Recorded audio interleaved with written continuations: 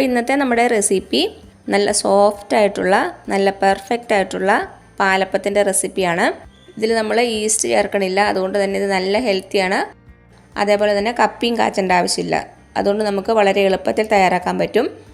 അപ്പോൾ നമുക്ക് നമ്മുടെ പാലപ്പം എങ്ങനെ ഉണ്ടാക്കുന്നതെന്ന് നോക്കിയാലോ. അപ്പോൾ നമ്മുടെ അപ്പം ഉണ്ടാക്കാൻ വേണ്ടിയിട്ട് ഞാനിവിടെ എടുത്തേക്കുന്നത് 2 ഗ്ലാസ് പച്ചരിയാണ്.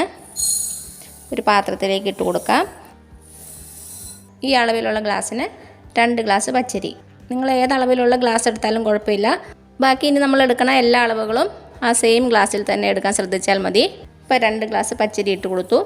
ഇനി ഇത് നമുക്കൊരു 3-4 പ്രാവശ്യം നന്നായിട്ട് കഴുകണം. വെള്ളം തെളിയണ വരെ നന്നായിട്ട് കഴുകിയെടുക്കുക. അപ്പോൾ ഞാനിതൊന്ന് കഴുകിയെടുത്തിട്ട് വരാം. അപ്പോൾ അതാ നമ്മുടെ അരി നന്നായിട്ട് കഴുകിയെടുത്തുകൊണ്ട് വന്നിട്ടുണ്ട്. ഇനി ഇതൊരു 3-4 മണിക്കൂർ നമുക്ക് വെള്ളത്തിലിട്ട് കുതിർക്കണം. മാക്സിമം 4 മണിക്കൂർ കുതിർത്താൽ മതി. അപ്പോൾ അത് നന്നായിട്ടൊന്ന് കുതിർന്ന് വരട്ടെ, അതുവരെ നമുക്ക് വെയിറ്റ് ചെയ്യാം. നമ്മൾ ഈ അപ്പത്തിൽ ഈസ്റ്റ് ഒന്നും ചേർക്കണില്ല, അതിന് പകരമായിട്ട് തേങ്ങാവെള്ളമാണ് യൂസ് ചെയ്യണത്. നമ്മൾ അപ്പം ഉണ്ടാക്കണതിൻ്റെ തലേദിവസം ഒരു തേങ്ങാവെള്ളം എടുത്ത് ഒരു പാത്രത്തിലേക്ക് ഒഴിച്ചു കൊടുക്കുക. എന്നിട്ട് ഇതിലേക്ക് 1 ടേബിൾ സ്പൂൺ പഞ്ചസാര ഇട്ട് കൊടുക്കണം. എന്നിട്ട് നന്നായിട്ടൊന്ന് മിക്സ് ചെയ്ത് കൊടുക്കുക. ഒരു 8-10 മണിക്കൂർ ആകുമ്പോഴേക്കും നമ്മുടെ തേങ്ങാവെള്ളം നന്നായിട്ടൊന്ന് പുളിക്കും. ഇതാണ് നമ്മൾ അപ്പത്തിന് ഈസ്റ്റിന് പകരമായിട്ട് ചേർക്കണത്. ഞാനിപ്പോൾ ഇത് ഇന്നലെ റെഡിയാക്കി വെച്ച തേങ്ങാവെള്ളമാണ്. ഇപ്പോൾ ഇത് നന്നായിട്ട് പുളിച്ചിട്ടുണ്ട്. ഇത് നമുക്ക് മാറ്റി വയ്ക്കാം. അപ്പോൾ ഇതാ നമ്മുടെ അരി വെള്ളത്തിലിട്ടിട്ട് ഒരു 3 മണിക്കൂർ കഴിഞ്ഞിട്ടുണ്ട്. ഇനി ഈ വെള്ളം നമുക്കൊന്ന് ഊറ്റിക്കളയാം. ഇതൊരു അരിപ്പയിലേക്ക് മാറ്റാം. അപ്പോൾ ഞാൻ ഇതിൻ്റെ വെള്ളം ഊറ്റിയെടുത്തിട്ട് വരാം. അപ്പോൾ എന്താ നമ്മുടെ അരി ഞാനൊരു അരിപ്പയിലേക്ക് മാറ്റിയിട്ടുണ്ട്. നമുക്കിത് 2 ബാച്ചായിട്ട് അരച്ചെടുക്കാം. നമുക്ക് മിക്സി ബൗളിലേക്ക് പാതി അരി ഇട്ട് കൊടുക്കാം.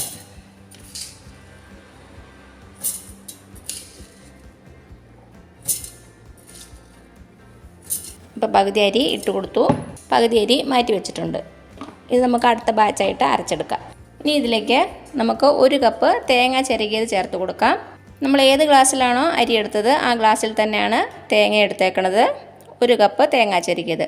തേങ്ങ എടുക്കുമ്പോൾ വെള്ള ഭാഗം മാത്രം ചിരണ്ടി എടുക്കാൻ ശ്രദ്ധിക്കുക, അല്ലെങ്കിൽ നമ്മുടെ അപ്പത്തിൻ്റെ കളർ മാറിപ്പോവും.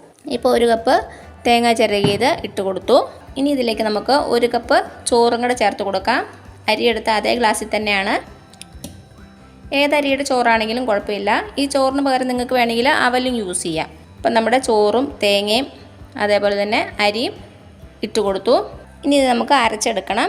അരച്ചെടുക്കാൻ വേണ്ടിയിട്ട് നമ്മൾ നേരത്തെ റെഡിയാക്കി വെച്ചില്ലേ തേങ്ങാവെള്ളം, അതാണ് ചേർത്ത് കൊടുക്കുന്നത്. 1 തേങ്ങയുടെ വെള്ളമാണ്, അതിപ്പോൾ ഒഴിച്ച് കൊടുത്തിട്ടുണ്ട്. അപ്പോൾ ചെറിയ തേങ്ങയൊക്കെ ആണെങ്കിൽ തേങ്ങാവെള്ളത്തിൻ്റെ അളവ് കുറവായിരിക്കും. അപ്പം നമുക്ക് ഇതിലേക്ക് കുറച്ച് വെള്ളം കൂടെ ചേർത്ത് അരച്ചെടുക്കാവുന്നതേ ഉള്ളൂ. ഇനി ഞാനിതൊന്ന് നന്നായിട്ട് അരച്ചെടുത്തിട്ട് വരാം. ഇത് നമ്മുടെ 1 ബാച്ച് അരച്ചെടുത്തിട്ട് വന്നിട്ടുണ്ട്. നല്ല ഫൈനായിട്ട് മഷി പോലെ അരച്ചെടുക്കണം. തരികളൊന്നും കാണാൻ പാടില്ല. ഇനി നമുക്കൊരു ബൗളിലേക്ക് ഒഴിച്ചു കൊടുക്കാം.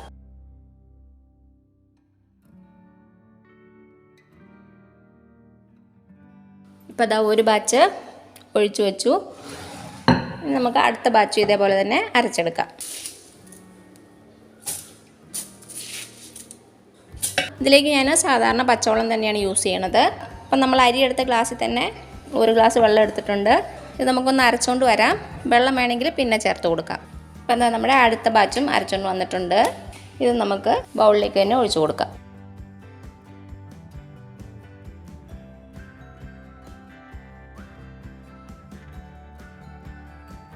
മാവൊന്ന് നന്നായിട്ട് ഇളക്കി കൊടുക്കുക.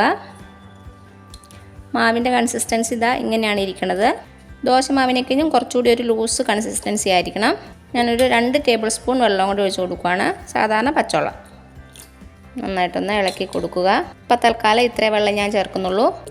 ഇനി നമുക്ക് വേണമെങ്കിൽ ഇത് പുളിച്ചതിന് ശേഷം ചേർത്ത് കൊടുക്കാവുന്നതേ ഉള്ളൂ. ഇനി നമ്മൾ അടുത്ത് ചെയ്യേണ്ടത് ഒരു ചെറിയ പാത്രത്തിലേക്ക് 1 ടീസ്പൂൺ വെളിച്ചെണ്ണ ഒഴിച്ച് കൊടുക്കുക. ഇതിലേക്ക് 1 ടീസ്പൂൺ പഞ്ചസാരയും കൂടെ ചേർത്ത് കൊടുക്കുക. എന്നിട്ട് നന്നായിട്ടൊന്ന് മിക്സ് ചെയ്യുക. പഞ്ചസാര നന്നായിട്ടൊന്ന് മെൽറ്റ് ആയിക്കോട്ടെ. ഇത് നമുക്ക് നമ്മുടെ മാവിലേക്ക് ഒഴിച്ചു കൊടുക്കാം. ഇങ്ങനെ ചെയ്യുന്നത് നമ്മുടെ അപ്പം നന്നായിട്ട് സോഫ്റ്റായിട്ട് വരാൻ വേണ്ടിയിട്ടാണ്. അപ്പോൾ അതും കൂടെ ഒഴിച്ചു കൊടുത്തു. എന്നിട്ട് ഇത് നന്നായിട്ടൊന്ന് ഇളക്കി കൊടുക്കുക. ഒരു 3-4-5 മിനിറ്റ് നന്നായിട്ട് മിക്സ് ചെയ്ത് കൊടുക്കുക. ഉപ്പ് നമ്മൾ ഇപ്പോൾ ചേർക്കണില്ല, പുളിച്ചതിന് ശേഷമാണ് ഞാൻ ചേർത്ത് കൊടുക്കുന്നത്. ഇപ്പോൾ അതാ ഒരു 3-4 മിനിറ്റ് നന്നായിട്ട് ഇളക്കി കൊടുത്തു. ഇനി നമുക്ക് അടച്ചു വെച്ച് കൊടുക്കാം. എന്നിട്ട് ഇത് ഓവർനൈറ്റ് പുളിക്കാൻ വേണ്ടി വയ്ക്കാം. ഇപ്പോൾ ക്ലൈമറ്റ് അനുസരിച്ച് പുളിക്കണേൻ്റെ സമയത്തിൽ വ്യത്യാസം വരും. നന്നായിട്ട് പുളിച്ച് പൊങ്ങിയതിന് ശേഷം മാത്രം അപ്പം ചുട്ടെടുക്കാം. അപ്പോൾ ഞാനിത് അടച്ചു വയ്ക്കാൻ പോവുകയാണ്. എന്നിട്ട് ഇനി നമുക്ക് നാളെ രാവിലെ അപ്പം ചുട്ടെടുക്കാം. അതുവരെ നമുക്ക് വെയിറ്റ് ചെയ്യാം. ഇപ്പോൾ അതാ ഓവർനൈറ്റ് വെച്ചിട്ട് പിറ്റേ ദിവസം ആയിട്ടുണ്ട്. ഇപ്പോൾ പിറ്റേ ദിവസം ഒരു 6 മണിയൊക്കെ ആയിട്ടുണ്ട്. നമുക്ക് നമ്മുടെ പാത്രം തുറന്ന് നോക്കാം. ഇതാ നമ്മുടെ മാവ് നന്നായിട്ട് പുളിച്ച് പൊങ്ങിയിട്ടുണ്ട്.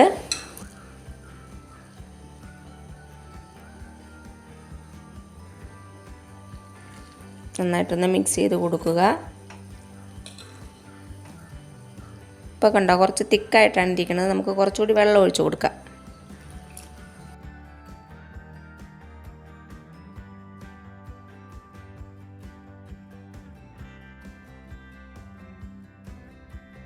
ദോശമാവിനേക്കഴിഞ്ഞും കുറച്ചുകൂടി ലൂസായിരിക്കണം. ഇപ്പോൾ കറക്റ്റായിട്ടുണ്ട്. ഇനി ഇതിലേക്ക് നമുക്ക് ആവശ്യത്തിനുള്ള ഉപ്പ് ചേർത്ത് കൊടുക്കാം. ഉപ്പ് ചേർത്തിട്ട് നന്നായിട്ട് ഒന്നുകൂടി ഒന്ന് മിക്സ് ചെയ്ത് കൊടുക്കാം. അപ്പോൾ മാവൊന്ന് ടേസ്റ്റ് ചെയ്ത് നോക്കുക. മധുരം കുറവുണ്ടെങ്കിൽ കുറച്ച് പഞ്ചസാരയും കൂടി ചേർത്ത് കൊടുക്കാം. എനിക്കിപ്പോൾ ഇവിടെ എല്ലാം കറക്റ്റാണ്. ഇനി നമുക്ക് അപ്പം ചുട്ടെടുക്കാം. ഒരു അപ്പച്ചട്ടി ചൂടാക്കാൻ വേണ്ടി വയ്ക്കാം. അപ്പോൾ അതാ ഞാനൊരു അപ്പച്ചട്ടി വെച്ചിട്ടുണ്ട്. നന്നായിട്ടൊന്ന് ചൂടായിട്ട് വരട്ടെ. നമ്മുടെ അപ്പച്ചട്ടി ചൂടായിട്ടുണ്ട്. ഇതിലേക്ക് മാവ് ഒഴിച്ച് കൊടുക്കാം. ഒരു 1-1.25 തവി മാവ് ഒഴിച്ച് കൊടുക്കാം. എന്നിട്ടൊന്ന് ചുറ്റിച്ച് കൊടുക്കാം. ചെറുതായിട്ട് ഹോള് വരുമ്പോൾ നമുക്ക് അടച്ചു വെച്ച് കൊടുക്കാം. അടച്ചു വെച്ച് കൊടുക്കുവാണ്. തീ കുറച്ച് കൊടുക്കാം. വെന്തിട്ടുണ്ടാകും. തുറന്ന് നോക്കാം.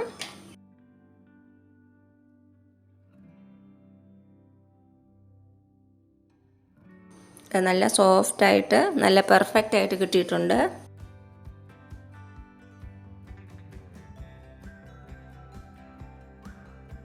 നമുക്ക് ഓർമ്മയോടെ ഉണ്ടാക്കിയെടുക്കാം.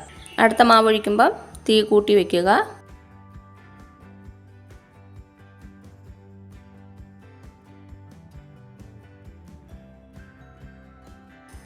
ഹോൾസ് വരുമ്പോൾ നമുക്ക് അടച്ചു വെച്ച് കൊടുക്കാം. റെഡി ആയിട്ടുണ്ടാവും.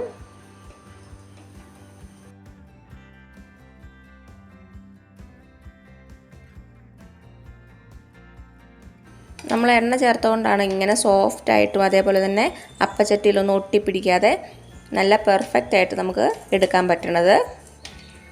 ഇതാ നമ്മുടെ അടുത്ത അപ്പം റെഡി ആയിട്ടുണ്ട്. എല്ലാവരും ട്രൈ ചെയ്ത് നോക്കണേ. ഈസ്റ്റ് ഒന്നും ചേർക്കാതെ നല്ല ഹെൽത്തി ആയിട്ട് നമുക്ക് പാലപ്പം വീട്ടിലുണ്ടാക്കിയെടുക്കാൻ പറ്റും. എന്നിട്ട് അഭിപ്രായങ്ങളൊന്നും അറിയിക്കാൻ മറക്കരുത്. അപ്പോൾ ഈ വീഡിയോ ഇഷ്ടമായാൽ ലൈക്ക് ചെയ്യാൻ മറക്കരുത്. അതേപോലെ തന്നെ സബ്സ്ക്രൈബ് ചെയ്യാനും ഷെയർ ചെയ്യാനും. ഇനി പുതിയ റെസിപ്പി ആയിട്ട് വരുന്നവരേക്കും thank you so much. By.